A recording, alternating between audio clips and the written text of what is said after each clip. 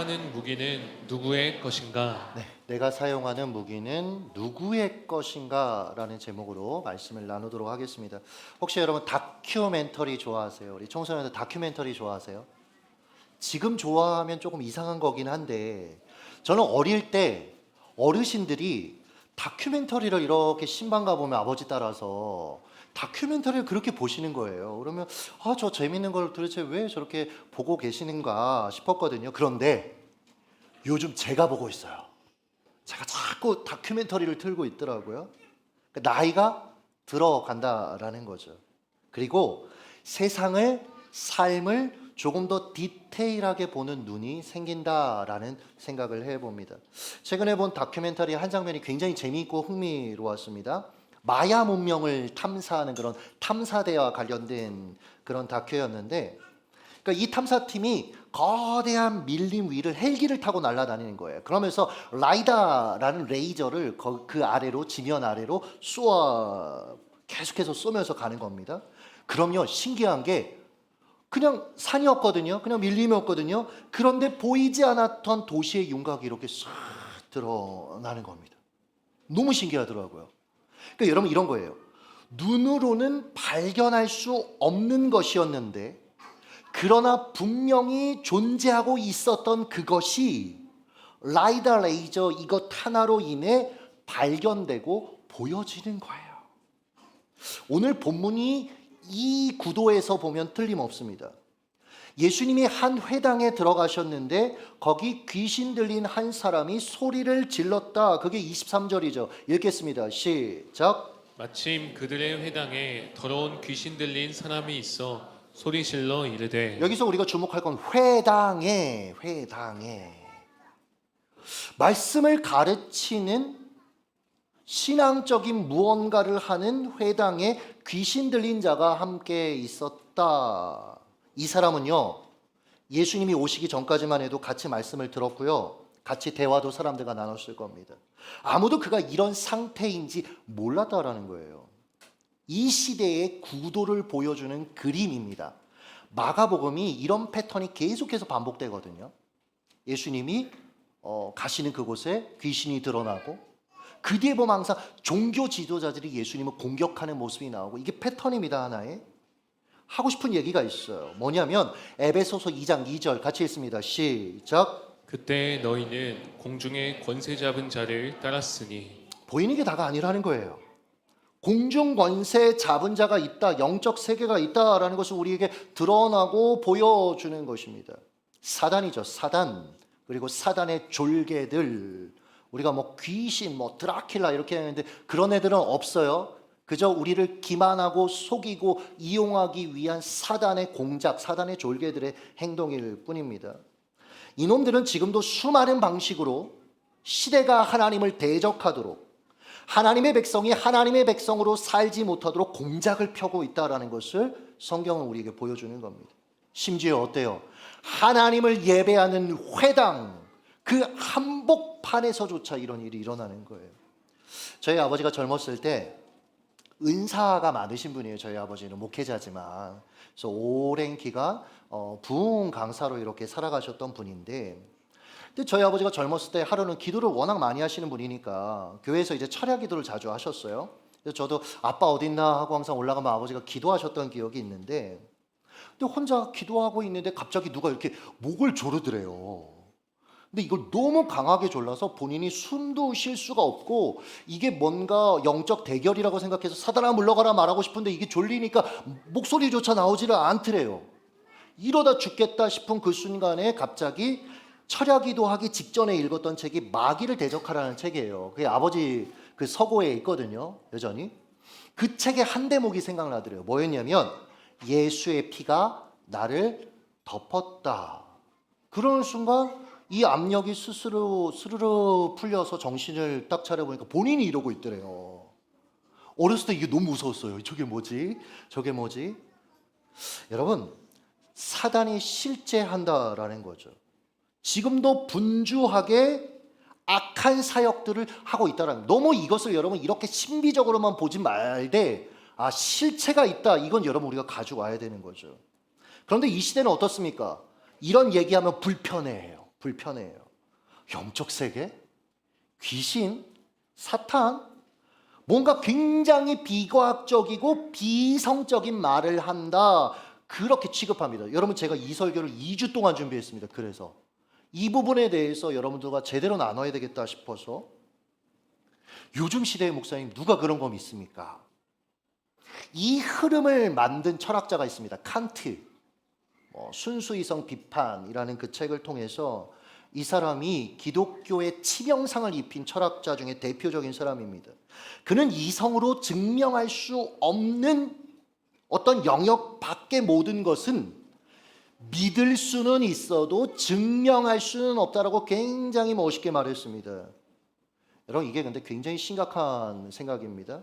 우리의 신앙은 신비합니다. 제가 항상 말씀드리죠. 신비주의로 가면 안 돼요. 하나님은 지금도 신비하게 역사하십니다. 그렇죠? 지금도 하나님은 일하십니다. 여기에 대한 신앙이 있어야 여러분 당당하게 이 땅을 우리가 살아갈 수 있는 거예요. 지금도 하나님은 환경을 움직이십니다. 사람을 움직이십니다. 역사를 주관하십니다. 이 믿음이 없는데 교회에 다닐 필요가 뭐가 있겠어요, 여러분. 근데 신비주의는 뭐냐면 패턴화 시키는 거예요. 사람들 쫙 세워놓고 기도하면 사람들이 넘어지더라. 네, 하나님은 그렇게 역사하실 수 있지만 그렇게 인간이 계속 패턴화 시켜서 거기에만 집착하는 거, 이건 신비주의 잘못된 겁니다. 여하튼 우리의 신앙은 신비합니다. 보이지 않는 세계가 성경은 있다라고 이야기하고 그 수많은 전쟁들이 있다라고 성경은 이야기합니다. 그런데 이런 걸 다 배제시켜버린 거예요.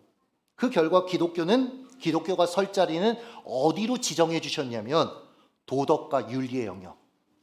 신비함을 다 빼버리니까 기독교에서 할 얘기가 없는 거예요. 아, 도덕, 윤리 이쪽에 기여하면 되지. 그런 게 종교지. 그 결과 어느 순간부터 교회조차 도덕주의에 빠져서 도덕 싸움만 하고 있는 겁니다. 도덕과 옳음만 들먹거리다가 영적 생명력을 다 상실해버렸고요. 제가 요즘 한국교회 다녀보면 그런 게 너무 마음 아파요. 이거 가지고 왜 싸우고 있지? 이거 가지고 왜 이러고 있지? 은혜가 발붙일 틈이 없으니 사랑과 용서의 능력을 상실한 채 표류하고 있는 겁니다. 한편 이 영적 공백을 이 시대는 어떻게 하고 있는 줄 알아요? 왜냐면 뭔가 있는 건 알거든요. 그래서 어떻게 하냐면 무당, 타로와 같은 무속적인 요소들, 물론 예능하고 결합해서, 이게 얼마나 무서운 건지 모릅니다. 예능하고 탁 결합해서 아주 재미있고 아주 친근하게 우리 친구들한테는 사실 너무나 가깝게 지금 다가가고 있는 겁니다. 최근에 스우파 3 예능의 한 장면을 봤습니다. 제가 이거 원 할 때 되게 멋있어서 저렇게 춤을 출 수 있구나, 나는 못 추지만 이렇게 대리만족하다가 점점 산으로 가는 것 같아서 안 보다가 이번에 뭔가 이렇게 있어서 한번 봤는데, 와우, 각 팀들이 이제 전 세계 팀들을 불러 모았어요. 그래서 막 춤을 추는데 이제 우리나라의 문화를 이렇게 소개하는, 체험하는 시간인데 우리나라 팀은 무당한테 가서 점을 보더라고요. 그걸 그냥 대놓고 보여주더라고요. 이날 오후에 제가 좋아하는 여행 유튜버 관련 기사도 보게 됐습니다. 땡땡보틀. 야, 너 부모님이 교회 다니는데 예능서 젊게 봤더니 여친 있네. 얼떨결에 열애 인정. 지금도 계속 기사 생산되고 있습니다. 이날 또 무슨 날이었는지 데프콘 관련된 그 유튜브 짤이 또 알고리즘에 떠서 나오는데, 이분 모 신학교 기독교학과 출신인 거 아시죠? 제가 읽어드릴게요. 나 사주를 봤다. 날삼재가 좋은 거더라. 이제 안 좋은 거 다 나가고 복이 오는 시기다. 막 좋아해요. 옆에 들었던 황강희 씨가 한마디 합니다. 교회 다니는 사람이 뭘 그런 걸 또, 아니 뭐야 기독교 학과 나왔다며. 그 다음 말이 아주 중요해요. 내가 보니까 교회 다니는 사람도 다 궁합 보더라. 여러분, 이게 지금 현실입니다. 너무 친숙해서 크리스찬들이 이런 말 하는 것도 별게 아닌 게 돼버렸어요. 웃음으로 다 치환해버리는 겁니다. 여러분 세상이 너무 이상하지 않습니까? 보이지 않는 세계에 증명이 안 된다고 다 몰아내놓고 정작 그 자리를 사단과 관련된 무속, 타로, 점괘와 같은 것들이 자리를 차지하고 있는 거예요. 그리고 기독교도 조금 더 그런 어떠한 움직임이 있으면 너네도 그러니까 이런 무속, 너네 여기만 있어. 온 세계의 통치자이신 하나님이 하나님의 사람들을 통해 온 세상을 다스려야 하건만 자꾸 한쪽으로 몰아넣는 거예요. 거기에 규정당해 있는데 크리스찬들도 그 규정에 세뇌돼서 자기들도 그냥 거기에 만족하면서 하는 거예요. 그 시선으로 인생을 바라보고 세상을 바라보고 살아가는 거예요. 요즘 인기 있는 웹툰이나 드라마 이렇게 특별히 보면 회기물이 많아요. 회기물. 정말 많습니다. 화산기한 대표적이죠. 우리 최재민 형제가 이 화산기한에 8만 원을 태웠대요. 이 화산기한 청명이 보느라고. 주인공 청명이 마교와의 최후의 전투에서 화산파의 유일한 생존자로 마지막까지 싸웁니다. 얼마나 노력하는지 알겠지? 또 봐야 되거든, 이거 설교하려면. 왜 우리 문파는 이렇게 사라져야 하는가? 왜 나는 아무것도 지켜내지 못하는가? 다시 한번 시작할 수 있다면. 그리고 눈을 감습니다. 근데 웬걸? 원한과 슬픔, 무력감과 죄책감 속에 나는 눈을 감았는데 눈을 떠더니 화산파가 멸망하기, 무너지기 전 시점으로 돌아온 겁니다.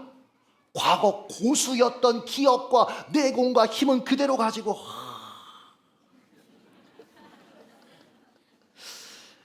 이런 패턴이죠. 이게요, 왜 회기문이 우리 민족한테 이렇게, 특히 왜 이렇게까지 회기물이 득세하는가? 제 나름대로의 분석인데 우리의 한문하고 딱 맞아요. 우리나라 여러분 귀신 옛날에 얘기할 때 다 한이었습니다. 처녀 귀신, 결혼하지 못하고 억울한 일을 당해서 그 한 때문에 하면서, 우리 전설의 고향 그거 봤어요. 저희 아내가 결혼하고 저한테 묻더라고요. 여보, 세상에 이런 일이? 기묘한 얘기? 뭐 하여튼 무슨 무서운 거 그거 봤니요 프로그램. 저는 안 봤어요. 저는 전설의 고향을 봤거든요. 이걸로 또 시대가 달라지더라고요. 다 한때의 귀신이 되었다. 얘들아, 사람이 죽으면 그런 거 없어요. 히브리서 9장 27절, 한 번 죽은 것은 사람에게 정한 것이요 그 후에는 심판이 있으리라. 귀신 그런 거 없습니다. 드라큘라 그런 거 없습니다. 그죠? 특별히 우리 민족은 사단이 이런 걸 가지고 장난치는 건데, 우리 민족의 어떤 특성상 한이라는 걸 가지고 계속 귀신이라는 걸 생산해요. 지들이 하는 거면서. 사람은 죽으면 끝입니다, 여러분. 그러니까 이 한이라는 게 딱 우리 정서 안에 있으니까 이걸 가져와서 요즘 회기라는 게 우리 이 웹툰, 웹소설, 그리고 이게 드라마로 요즘 확장되죠. 굉장히 이게 보편적으로 가는 거예요. 이게 여러분 좋은 게 아니에요. 우리는 현실을 하나님 앞에 살아야 되는데 후회되는 게 있죠. 살다 보면 자꾸 그것만 곱씹는 거예요. 그럼 대리만족하는 거예요. 이거 보면서 나도 이렇게 살면 좋겠는데. 그런다고 내 삶이 달라지는 건 아니거든요. 우리 인생이 달라지는 건 아니거든요. 우리는 현실을 살아야 되거든요. 사실은 여러분, 우리가 좀 문제의식을 가지고 접근할 필요가 있는 것이죠. 자, 당시에 하나님을 향한 신앙을 전통과 종교로 화석화시킨 그 회당의 한복판, 저는 이것조차, 거기 종교인들이 항상 나오거든요. 성경에 보면. 여러분, 이것도 결국은 사단이 좋아하는 짓이죠. 생명력 있는 하나님을 향한 예배가 다 종교와 전통으로 화석화시키고 인간의 입맛에 맞게 다 바뀐 겁니다. 그 한복판인 회당, 그곳에 예수님이 찾아오신 거예요. 그러자 거기에 사단에게 사로잡혀 있었던 한 사람의 정체가 드러나고 그가 소리를 지르기 시작하는 겁니다. 24절 읽습니다. 시작. 나사렛 예수여, 우리가 당신과 무슨 상관이 있나이까? 우리를 멸하러 왔나이까? 나는 당신이 누구인 줄 아노니 하나님의 거룩한 자니이다. 와, 이게 여러분 만만치 않은 고백입니다. 예수님으로 인해 일단은 보이지 않는 세계, 흑막, 사단과 그의 졸개 공작이 드러나고 폭로되는 장면입니다. 문제는 이 사단의 졸개에 대응해 있어요. 이렇게 얘기했잖아요. 당신은 거룩한 자니이다. 굉장히 신앙적인 고백 같죠. 우리가 이런 것들 가지고 와서 봐. 사단들조차 이렇게 하나님을 향한 고백이 있는데, 여러분 여기서 봐야 될 건 그게 아닙니다. 본문을 원문으로 좀 살펴보니까 여기 어디에도 이게 포인트예요.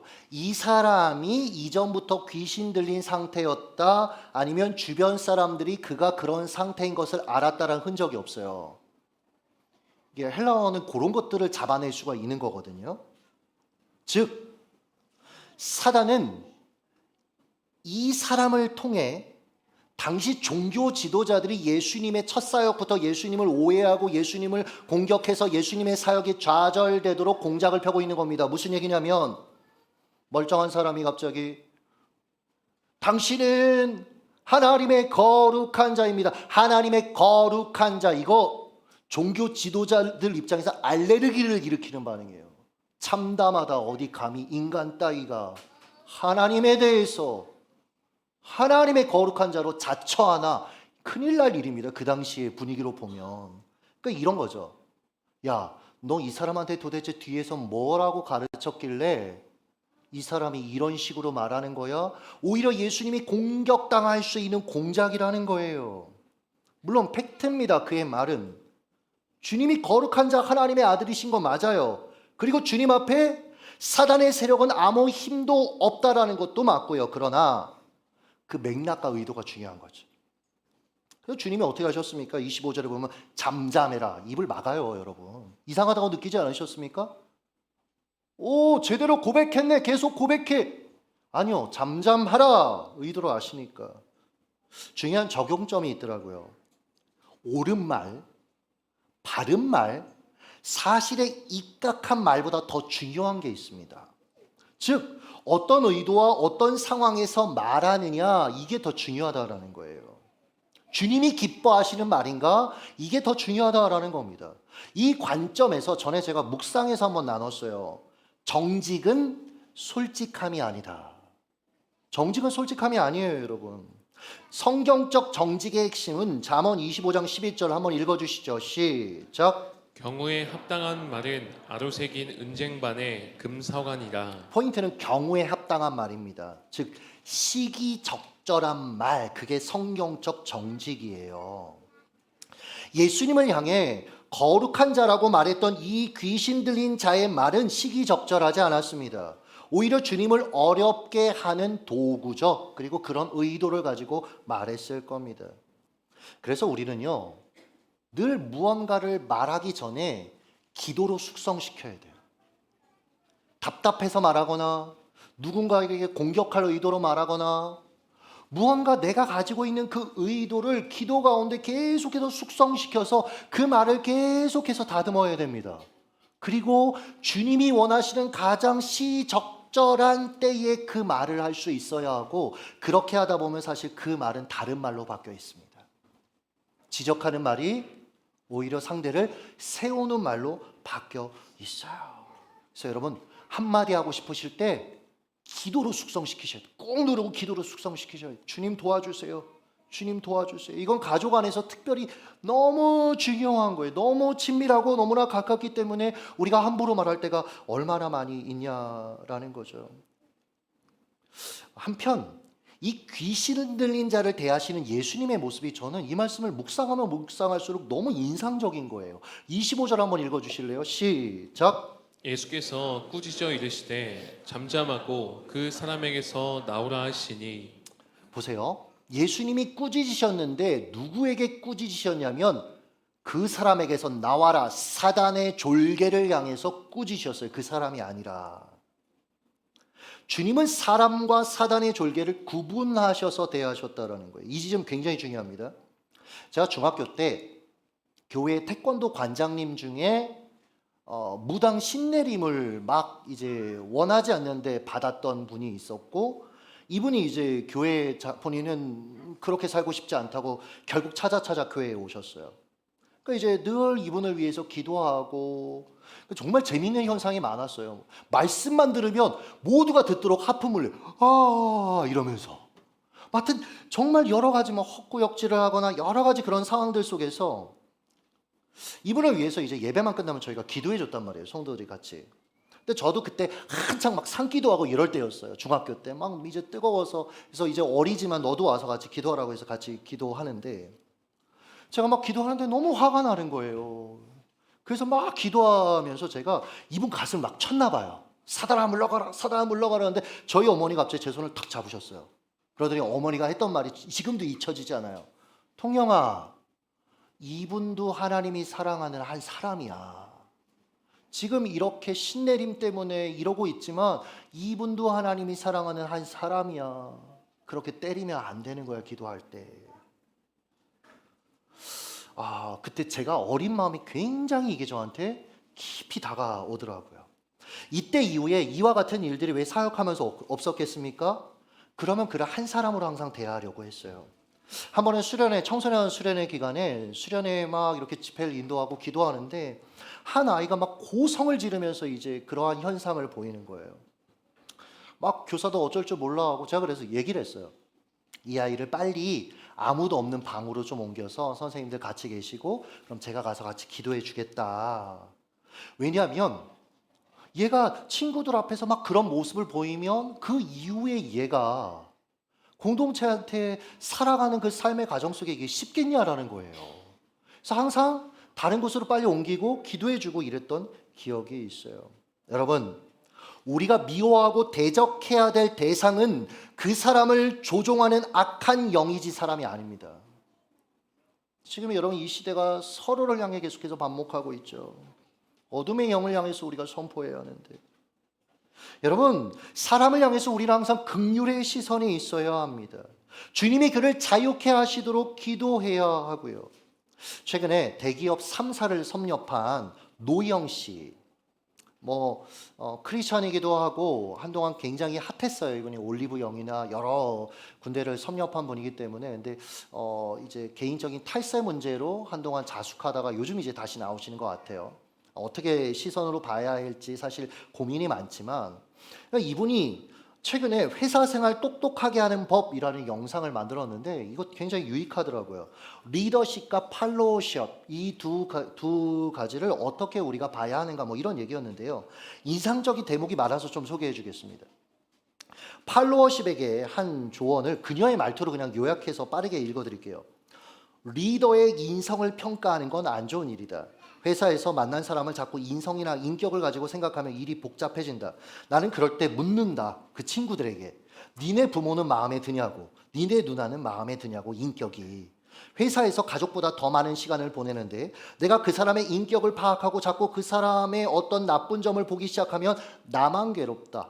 팔로워들이 리더를 자꾸 평가하기 시작하면 그때부터 비극이 시작된다. 나만 괴롭다. 이 사람이 나보다 높은 위치에 있을 때는 뭔가 다르다. 뭐가 다를까? 나는 이 사람에게 무엇을 배울 것인가? 이런 자세로 보면 리더가 날 사랑해 줄 수밖에 없다. 리더십에 관한 조언도 인상적이었습니다. 이 얘기하려고 가져온 건데 좋은 리더가 되기 위해서 필요한 건 연민이다. 연민이다. 내가 지금 앉아서 10초 만에 지구를 돌 수 있지만 리더십은 팔로워가 직접 지구를 반바퀴 돌려면 평생을 걸어도 못 도는 내가 지시한 시간에 대한 배려가 있어야 된다 이 얘기였어요. 저 되게 많이 반성되더라고요. 내가 지시한 시간에 배려가 있어야 되는구나. 그쵸? 수왕전사님 어디 있죠? 그쵸? 시간에 배려가 있어야 돼요. 미안해요. 그리고 밑에서 일해주는 사람들에 대한 연민이 필요하다. 연민. 어찌 보면 우리 크리스천들이 제일 잘할 수 있는 영역 아닙니까? 주님이 우리를 긍휼로 대하셨잖아요. 불쌍히 여겨주시고 기다려주시고 사랑해주시고 용서해주시고 붙잡아주시고 그래서 우리가 그나마 이 정도 모습으로 살고 있는 것 아닙니까?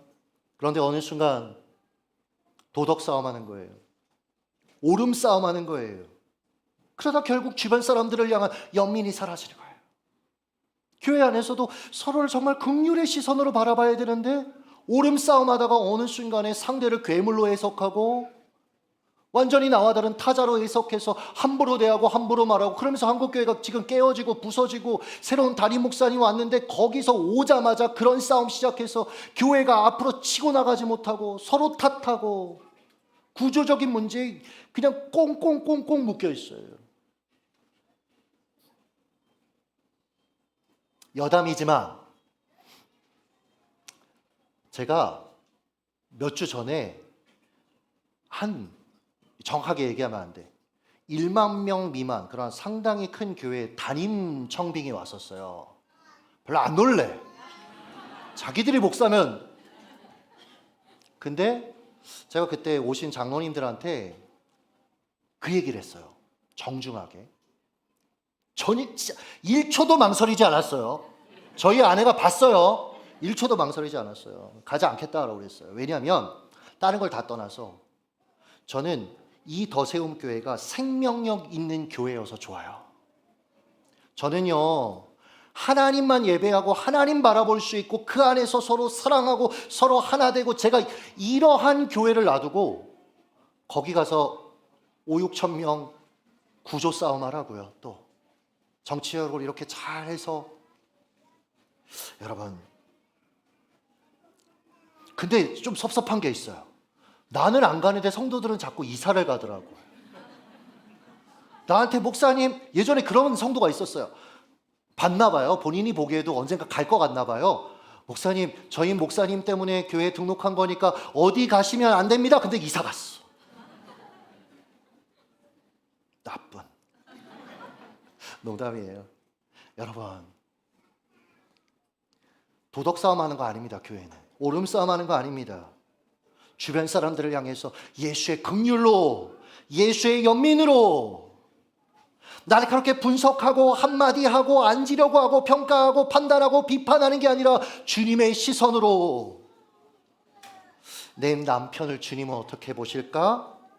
내 자녀를 주님은 어떻게 보실까?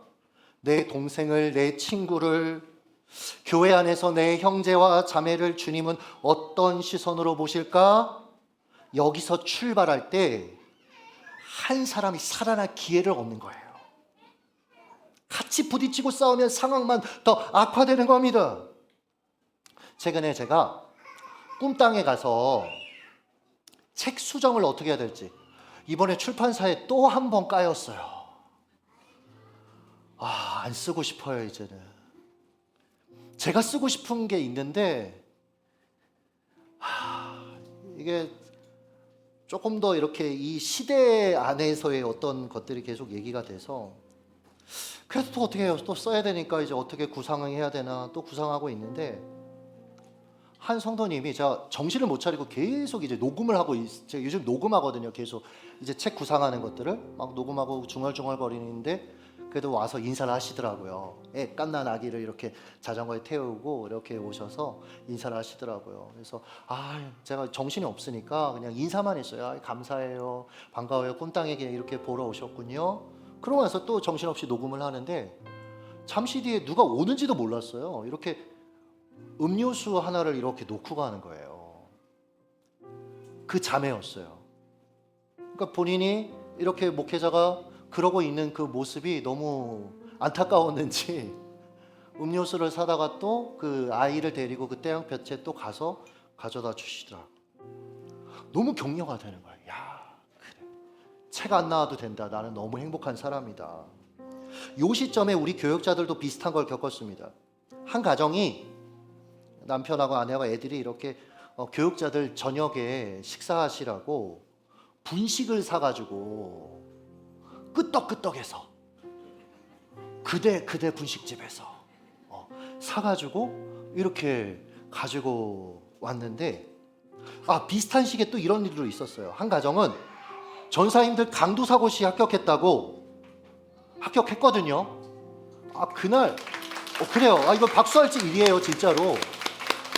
이수강 전사가 하루 종일 미소가 이렇게 입에 걸려. 잠깐 무슨 얘기를 하다 또 이렇게 자기 떨어질 줄 알았대요. 정찬환 전사는 자기가 10등 안에 들 거라고 그렇게 망언을 했더라고요. 근데 그게 10등인가 안에 들면, 20등 안에 들면 구두가 오는데 구두가 안 왔어요. 근데 이 강사고시 합격했다고 한 부부가 와가지고 과일을 이제 전사님들한테 이렇게 갖다 주고 갔다 그러더라고요. 교육자들이 그런 얘기를 하더라고요. 목사님, 저희가 너무 사랑받는 것 같아요. 저희가 성도님들 더 사랑해야 되겠어요. 여러분 보세요. 이게 예수의 방법이고 이게 예수의 무기입니다. 예수님 우리에게 무기를 주셨어요. 서로 사랑하라. 섬기는 것, 위로하는 것, 격려하는 것, 이거 다 예수의 무기입니다. 그때 사람이 살아납니다. 그때 공동체가 살아나는 겁니다. 패턴을 바꾸지 않으시면, 주님의 무기로 가정생활을 하지 않으시면 여러분 바뀌지 않을 거예요. 왜 네가 변하지 않느냐고 하면 절대로 바뀌지 않을 겁니다. 여러분, 주님의 무기로 다가서면 사람이 살아납니다. 주님을 바라보게 됩니다. 그도 주님의 마음을 품게 됩니다. 그런데 이 시대는 어떻습니까? 하나님의 사람들도 자꾸 사단의 무기로 싸우는 거예요. 미워하고 정죄하고 판단하고 혐오하고. 사단의 무기로 싸우면 여러분 어떻게 사단에게 이길 수 있습니까? 그러니 여러분 이 시간 도전합니다. 다시 예수의 무기를 드십시오. 그렇게 승리해 가시기를 예수님의 이름으로 축복합니다. 기도하겠습니다.